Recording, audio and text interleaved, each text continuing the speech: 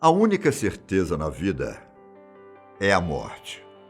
Não importa quem você seja, um dia você terá o mesmo destino que qualquer outra pessoa. Se você é rico, isso não faz diferença, pois quando falecer, a única coisa que ficará com você é uma muda de roupa, que com o tempo acabará apodrecendo, assim como seus restos mortais. Nascemos, crescemos, vivemos e morremos. Essa é a lei natural da vida, certo? Bom, não exatamente. Algumas pessoas tentam desafiar a morte, buscando a imortalidade ou mesmo tentando driblar as leis da vida. Meu nome é Ivan Lima e estou aqui para contar alguns casos de pessoas que tentaram desafiar a morte. O monge tibetano Dashi Dorzo Ichigilov nasceu em 1852 e começou a estudar quando tinha 16 anos de idade. Nesse tempo, ele estudava em um mosteiro que não existe mais, que ficava localizado em uma área que pertencia ao Império Russo. Ichigilov era da etnia Buryat, um povo indígena da Sibéria, que ficam principalmente concentrados na Buryatia. No mosteiro em que estudou, Ichigilov aprendeu várias coisas, entre elas filosofia e medicina, aprendizado que rendeu a ele 2 diplomas. Além disso, Ichigilov também escreveu um livro sobre farmacologia. Até aqui tudo bem para vocês? Ok. No ano de 1911, Ichigilov foi o homem escolhido para ser o líder dos budistas buryates, criando a primeira onda de budismo na região. E, de fato, ele foi um líder muito influente. Ele inaugurou o primeiro templo budista em São Petersburgo, auxiliou a Rússia durante a Primeira Guerra Mundial, além de ter ajudado a tratar os feridos, fornecendo remédios, cuidados e comida. Mas, quando estava prestes a morrer, Ichigilov pediu a outros monges que iniciassem cerimônias de meditação e ritos funerários. Mas os monges se negaram a atender o pedido de Ichigilov pelo fato dele ainda estar vivo. O resultado? Ele passou a meditar sozinho, até que outros monges se juntaram a ele e também começaram a meditar. Mas o que a vida de Ichigilov tem a ver com driblar a morte? Bom, segundo a história conta, ele meditou até morrer na posição de lótus. Em seu testamento, Ichigilov pediu para ser enterrado na mesma posição que havia morrido. Ele foi colocado em uma caixa de pinheiro e uma das cláusulas do testamento era que seu corpo deveria ser exumado por outros monges ao longo dos anos. Em 1955 e em 1973, o corpo dele foi examinado por monges budistas, que ficaram surpresos ao não observar sinais de decomposição. Mas, com medo de divulgar suas descobertas a autoridades da União Soviética, o corpo permaneceu no mesmo local em que foi enterrado até 2002. Em setembro de 2002, o corpo de Ichigilov foi exumado na presença dos líderes budistas da Rússia. O corpo foi examinado de perto por monges, assim como por cientistas e patologistas. A declaração oficial divulgada sobre o corpo dizia o seguinte: estava na condição de alguém que havia morrido 36 horas atrás. Um corpo muito bem preservado, com músculos e tecidos internos, articulações e peles macias. Alguns especialistas diziam que seu corpo havia sido preservado por ser embalado em sal e mostram imagens recentes do corpo sendo removido desse sal, embora não tenha sido esclarecido quando o sal foi aplicado pela primeira vez. O fato é que, mesmo depois de 75 anos da morte de Ichigilov, ele não tinha sinais de decomposição. E os outros monges tratam o corpo de Ichigilov como se ele estivesse vivo. E é aí que entra a história do monge ainda estar vivo. Para os budistas, Ichigilov simplesmente alcançou o estado de nirvana. que para os budistas é um estado de calma, paz, pureza de pensamentos, libertação, transgressão física e de pensamentos. Eles acreditam que Tigilov tenha atingido a elevação espiritual e o acordar à realidade.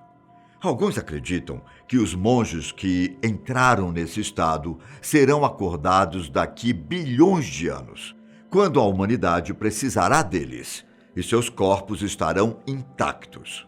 Por isso, muitos acham que o monge simplesmente está em um estado de hibernação, enquanto vive em outro plano.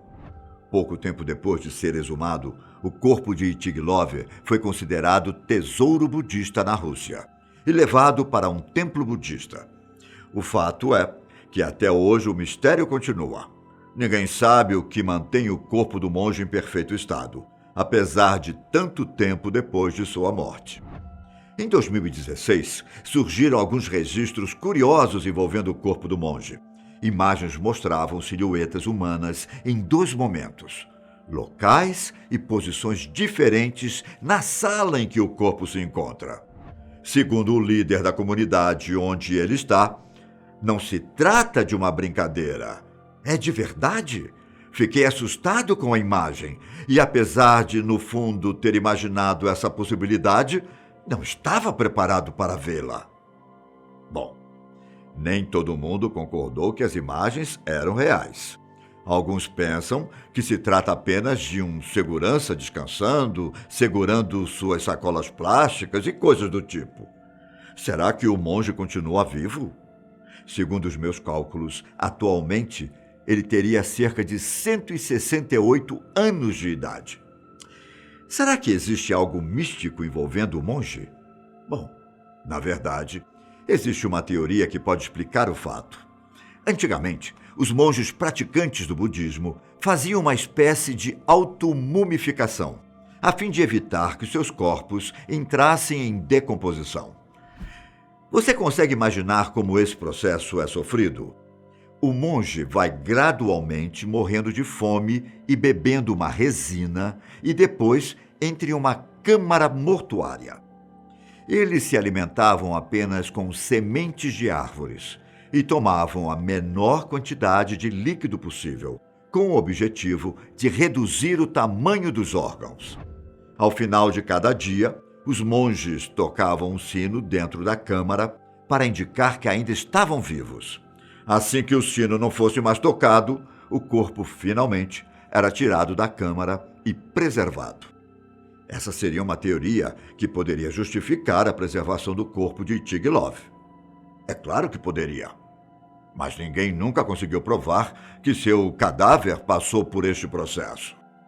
Além do caso desse monge, existem outros casos de pessoas que tentaram desafiar a morte.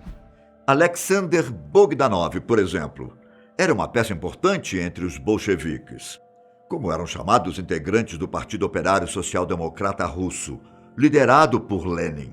Alexander fundou o Proletkult, um movimento literário surgido na Rússia em 1917, que pode ser traduzido para cultura proletária. Além disso, Alexander acreditava que a transfusão de sangue era a chave para a juventude. Ele, inclusive, realizou uma série de transfusões e relatou que sentia uma melhora absurda em sua saúde. Até que, em sua última transfusão, ele recebeu o sangue de um jovem que sofria de malária e morreu pouco depois. Não se sabe se a transfusão foi o motivo de sua morte, mas sabe-se que, na época, Alexander não estava familiarizado com os tipos de sangue, o que pode ter causado a sua morte. A prática de tentar encontrar a imortalidade é mais antiga do que vocês imaginam. Na China, por exemplo, havia dezenas de alquimistas que diziam ter encontrado o elixir da vida. Em alguns casos, as cobaias acabaram morrendo mais cedo do que pretendiam. Qi Shi Huang era um imperador da dinastia Qin. Ele morreu com 39 anos de idade, provavelmente porque ingeriu mercúrio. Ele, inclusive, levou um pouco da substância para seu túmulo.